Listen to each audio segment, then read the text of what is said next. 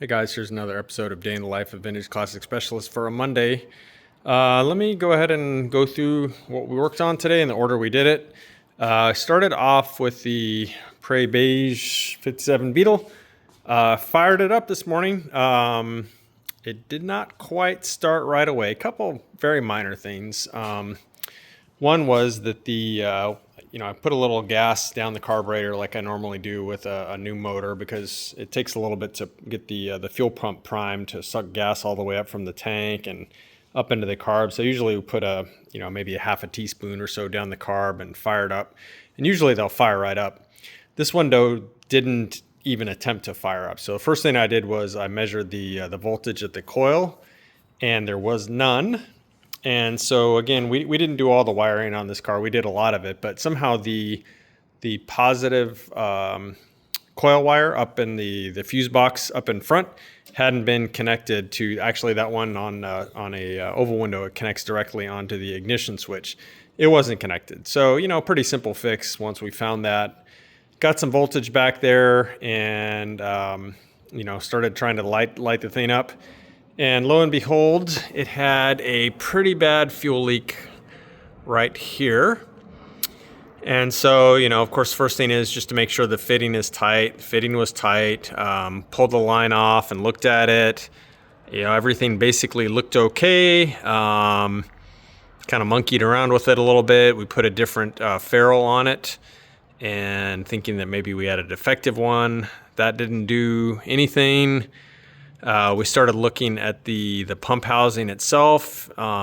It did have a lot of corrosion on the body when we went and rebuilt it, but inside where the sealing surfaces are, it actually looked pretty good. So it was a bit of a mystery. We played around with that for quite a while. We even went as far as, which we normally wouldn't do, was putting Teflon tape on the nut here and down inside there, and the thing just kept leaking. And finally, we were about to replace the pump top. The owner actually had one that's for a later 36 horsepower, and not really correct for this car, but we thought, well, it's better to have a incorrect fuel pump top than obviously one that's puking fuel all over the place. And so what I noticed was on that one, I went ahead and I attached this line onto the other fuel pump out of the car. And I noticed that when I tightened the nut down, the line would still, basically rotate. Well, when you tighten this thing down and it crimps that little ferrule in there, this line should be tight. You shouldn't really easily be able to rotate it or anything. So that kind of clued me in that that something was probably going on, because this was still rotating even on the other pump, which looked kind of better than this one. And so the last thing I tried, that was pretty much the only thing we hadn't replaced yet, was this nut here, which you wouldn't think would be an issue.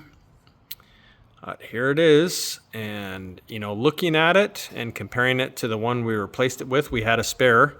I didn't see any difference, so I wasn't really very hopeful that would do anything.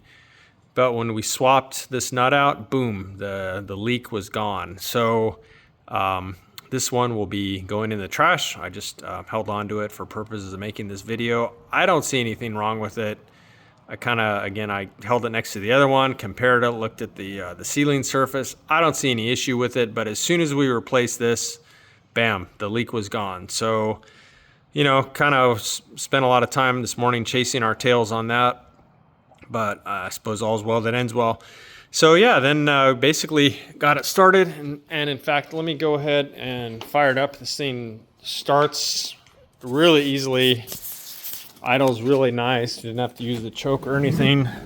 Let's go ahead and fire this baby up. Look at that. Give it a little gas, get that light out. Actually, look at that, went out on its own.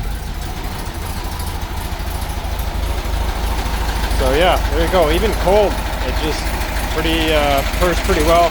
I need to double check the timing and a few little things like that, but for the most part, yeah, it sounds and runs great, starts super easy. It's not leaking fuel anymore. Shut that off. The generator seems to be charging, the light goes out, it's got oil pressure, that light goes out, everything looking good. We did start bleeding the brakes on this car today, and we kind of ran into a little leak on it. Turns out one of the lines was not tight, and so we addressed that. But then at that point, Rafa was already kind of sidetracked working on something else, and so we'll come back to it in the morning. We'll probably go ahead and bleed the brakes, and who knows, we might even take this baby for a little test spin tomorrow. We'll see. But yeah, pretty big step today, getting it starting and running, and then solving that fuel leak issue. So getting very close with this one now. So other than that, not really much to show for it, but for the other bus, this one's twin, which is getting its headliner right now. Rafa started working on the engine tins for it, so we can get those off to powder coating. I don't know where he's put them, but at the moment it's just a pile of old looking tin that needs to be powder coated, so not much really to see there. Anyway, so I turned my attention then to the Ghia, which those of you that follow the channel know that we're putting re-chrome bumpers on. The bumpers came back from chromed, and I got some hardware that I needed from Carmen Gia Parts and Restoration. Pretty much everything we need now to put this together. So I went ahead and assembled those bumpers. Carmen Gia bumpers are a bit of a pain in the butt, to be honest, to put together. But, they went together with a little, little elbow grease, so to speak. You've got to kind of wrestle them a little bit sometimes, especially with some parts that are not necessarily in great shape, like these bumper bracket covers are a little mangled and stuff like that. But anyway, I got them together. And then if anyone noticed on the thumbnail for this video, what I showed was pretty much a mechanic's worst nightmare, otherwise known as a broken tap. So yes, I was starting to install the front bumper, and one of the bolts was not going in well. So I decided to run a tap through it. It's hard to see because it's dark down in there, but it's this one way up here. The tap just snapped right off. I don't know if the tap... maybe it was already developing a crack. I mean, the tap broke pretty easily. I wasn't even, twisting it that hard or anything. So, it might have fatigued over the years and had a little crack or something. I really was extremely surprised when it broke. But now that's a huge pain in the ass to deal with. So I pretty much just walked away at that point. Rafa and I will look at it in the morning and come up with a plan to fix that. That the hole has a welded nut in there, so it's not a matter of necessarily just drilling another hole in the body there, and then in the bracket, to match it, because it's got a nut in it, and it's this bracket is sort of blind, and that you can't just fish a nut back in there easily. So we pretty much need to fix that broken off tap and somehow extract it, or basically we've got to extract it one way or another. But it's broken off and nothing really to grab a hold of, so major pain in the butt there. But yeah, after that happened, I basically walked away from the car, and then at that point I went ahead and put the rear bumper together. And so both bumpers are ready to go on now. We just got to fix that little nightmare there. Funny story about this car. When I was working on it today, I popped open the hood, took the spare out so I could get the bumper bolts in here. And I decided to, like a good mechanic, to check the brake fluid. So I popped the cap off, and it was very nearly empty. There was a tiny bit in the bottom of it.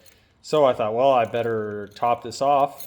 So I added, probably filled it about halfway or so, and thought, well, maybe we should bleed the brakes in case it got any air in the line.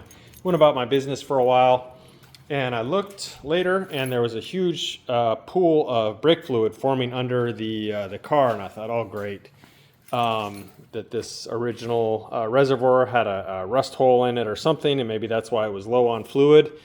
So I crawled up underneath there and started looking around, and as it turns out, the owner or somebody replaced the master cylinder with a later dual circuit master cylinder that actually has the reservoir mounted on the top, and it had fluid in it. So that reservoir is the original one. I guess the owner just left it there because, looks good, kind of fills the hole.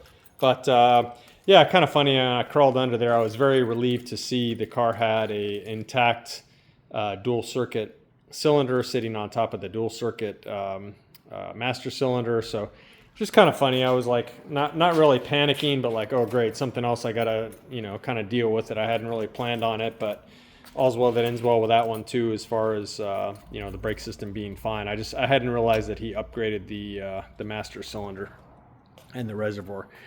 So anyway, that is it for today, guys. Actually, real quick, sent the seats for this Ghia over today to Octavio's, and he already fixed the outside driver's side seat. Those of you that watch know that the outside of that seat, the metal frame was kind of coming through, so he repaired that already. We found some vinyl that's a really close match. Talked to the owner today. We're actually replacing all the foam on the front seats. The original horsehair was pretty crispy, pretty wore out, so you know, it was worth it to go ahead and replace that. Those seats are going to be really nice. They should be very comfortable, like new. They're going to look great. The back one we're not really doing anything to other than cleaning it up, because cosmetically it looks pretty good and nobody's going to ride back there. So tomorrow I'm going to throw some wheels and tires on this car and roll it over to Octavio's shop, and then they're going to go ahead and do the metal work for us. So the two flat rear floor pan areas, and then the engine compartment on the driver's side. Okay, so for real now, that's it for today. And thanks guys for watching. We'll see you again next time. Bye.